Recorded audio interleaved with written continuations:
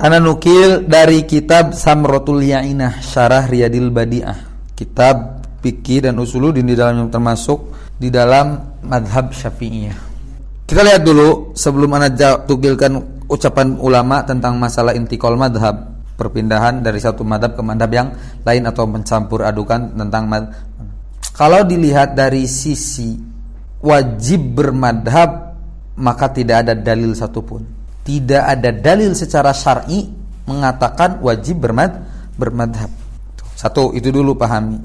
Tapi pahamilah bahwa madhab itu adalah metode yang Allah hadirkan di tengah-tengah kita dengan mengilhami para ulama. Allah berikan kapasitas untuk mampu mengistinbat hukum demi hukum. Itu hikmah. Agar apa? Agar mempermudah kita di dalam memahami rincian agama. Bagaimana sholat, bagaimana ibadah-ibadah yang lainnya, bagaimana dalam muamalah, bagaimana dalam munakahah, dalam ubudiyah ada bab toharoh. Diterangkan oleh para ulama dengan adanya perbedaan, karena melihat maslak yang berbeda sehingga menghasilkan istinbat yang berbeda. Karena ada maslak yang disepakati, ada maslak itu metode, cara bagaimana para ulama menghadirkan satu hukum dari dalil yang sama. Tapi untuk kelas kita yang awam, yang rasanya berat untuk baca ayat langsung istinbat, baca hadis langsung istinbat, maka orang-orang semodel kita lah mengikuti tuntunan para guru. Guru kita juga mengikuti tuntunan guru sebelumnya. Runutan di dalam hal seperti ini sama dengan sedang meniti jalan madhab. Makna madhab sendiri banyak.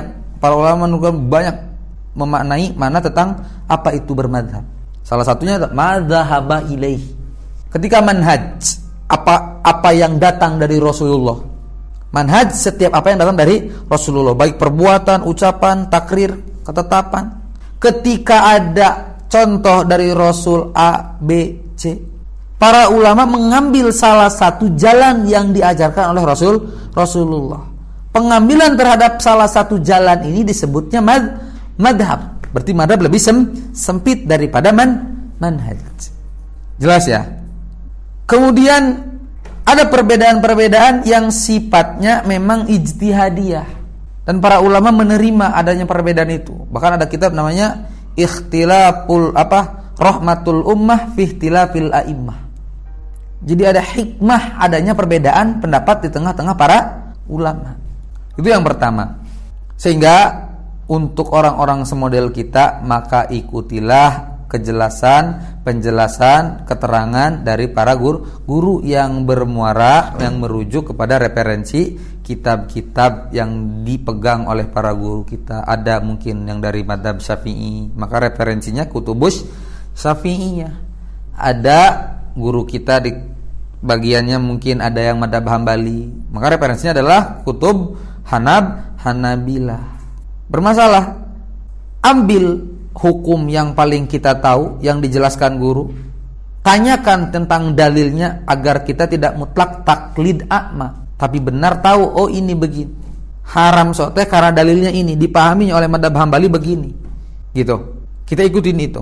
Dan jangan hanya cukup seperti itu, terus belajar, mengkaji sampai kita benar-benar tidak mutlak taklid, tapi benar ittiba, ikut penjelasannya, argumentasinya, tapi kita tahu juga dari mana istinbatnya, bagaimana wajhul istidlal para ulama.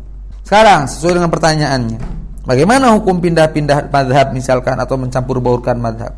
Bila sesuai dengan dalil dan tuntunan ajaran, maka tidak masalah, karena kita tidak mengikuti ainul madhabnya, hakikat madhab yang tidak, tapi mengikuti dalil yang dibawakan oleh imam-imam madhab. Maka setelah datang bayan kepada kita, kalau ini lemah, ini kuat, ini yang lemah, ini yang kuat, maka ikutilah, tanpa menjustifikasi pemahaman yang berbeda yang kita ambil. Jelas? Adapun kalau yang ana mau nukilkan dari keterangan kitab Samratul Ya'inah Syarah Riyadil Badi'ah oleh karangan Syekh Abdul Mu'ti Al-Jawi, Syekh Nawawi menerangkan di situ al-intiqal minal madhab ilal madhab, berpindahnya dari satu madhab ke madhab yang lain, para ulama terbagi 3 pendapat. Pertama, ada yang melarang secara mutlak. Jangankan untuk pindah-pindah madhab, satu madhab saja rasanya berat untuk kita kuasai. Maksudnya apa? Agar kita tidak asal ikut-ikutan, tapi benar mengarah kepada satu referensi. Itu menurut satu pendapat. Ulama lain mengatakan boleh secara mutlak, seperti jawaban di awal, karena bermadhab tidak ada dalil untuk mewajibkan kita harus bermadhab kepulan atau kepulan. Tapi yang kita ikuti adalah dalil yang dibawakan oleh imam madhab itu sendiri. Sehingga terkadang datang bayan ini ikuti, datang bayan ini kejelasan dalilnya ini kita ikuti, meskipun tidak selalu dari madhab Syafi'i contohnya. Satu madhab mengatakan begini, satu ulama mengatakan begitu. Boleh secara mutlak. Ada pendapat yang ketiga, dan pendapat ini yang ana lebih sukai, yang ana ambil. Mana? Boleh berpindah madhab atau mencampurkan madhab dengan catatan tidak menyelisihi ijma ulama, tidak menyelisihi, membentur terhadap ijma ulama. Itu pendapat yang ketiga. Jadi kita mengambil satu pemahaman dengan dalilnya yang tidak menyelisihi perkara yang sudah diijmakan, gitu. Baik mengambil dari Hanafi, pada kenyataannya orang-orang madhab Syafi'i dalam penghitungan bab zakat aja nggak ngikutin madhab Syafi'i ketika zakat perdagangan. Dalam zakat perdagangan itu harusnya apa? Hutang orang lain yang ada apa, uang kita yang ada di orang lain sebagai hutang, itu wajib dikalkulasikan dengan harta yang ada, dari situlah jumlah yang harus dikeluarkan zakat. Pada kenyataannya apa rata-rata? Mengambil pendapat lain atau zakat fitrah, ya kan? Pada kenyataannya, tapi memang begitulah, kita tidak fanatik terhadap satu madhab, kemudian merasa madhab yang paling terbaik, tidak, tapi mengikuti dalil dan bagaimana para ulama mengistinbat hukum. Sehingga kalau datang bayan ini lemah, ini yang kuat, dan guru kita menerangkan, maka ikutilah, gitu. Wallahu a'lam bishawab. Itu yang bisa ana terangkan melihat keterangan para ulama tentang yang tidak boleh. Satu lagi tentang apa? Talfi, mengikuti satu madhab dengan mengambil perkara yang dianggap ringan, yang mudah-mudah saja, dan ketika dikumpulkan tidak sempurna dan tidak dibenarkan oleh madhab manapun. Seperti madhab Hanafi dalam nikah itu mengatakan tidak perlu misalkan wali, contoh. Dalam madhab yang lain misalkan tidak perlu ada saksi misalkan. Kalau ada pergabungan ini tidak sah menurut madhab ini, tidak sah menurut madhab itu, maka tidak seperti itu. Atau mengambil yang mudah-mudah saja.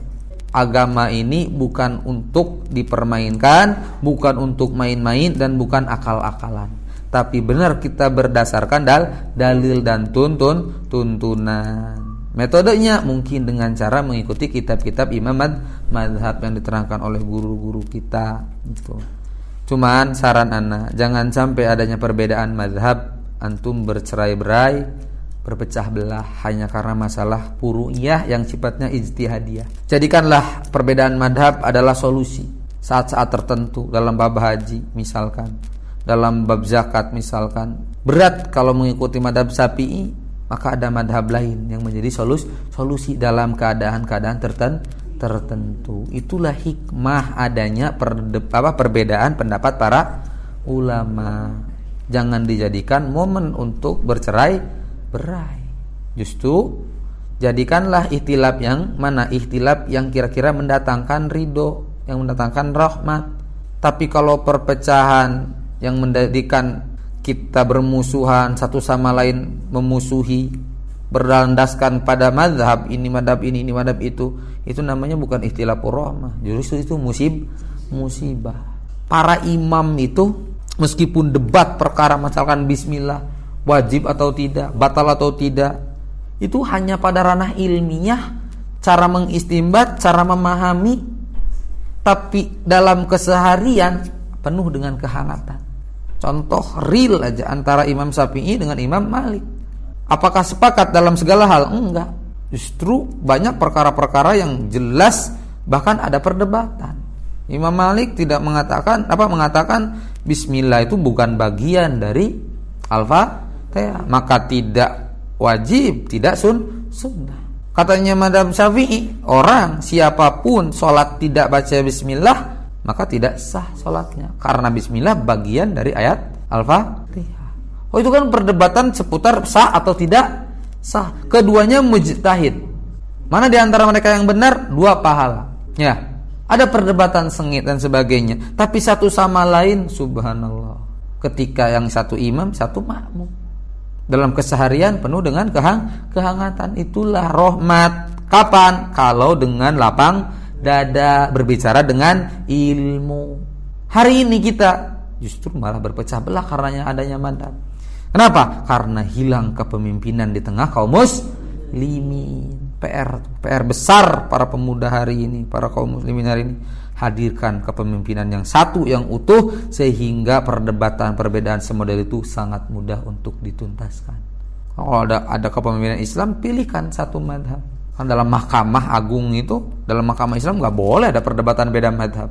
Harus ada referensi yang dijadikan rujukan yang disepakati. Selagi kita tidak memiliki kepemimpinan yang utuh, dipimpin yang satu, maka akan terus-menerus terporak-porandakan. Dan kejadian, keadaan, perdebatan demi perdebatan masalah fikih dijadikan kesempatan oleh musuh-musuh Islam untuk kita terus berdebat, pecah belah, saling mengejek, saling mengucilkan, saling meremehkan, sampai mereka mampu menguasai kita. Makanya jangan tertipu dengan debat madhab, dengan perdebatan fikih. Justru kita menelantarkan akidah dan tauhid yang dibawa, yang diajarkan oleh Rasulullah Shallallahu Alaihi Wasallam.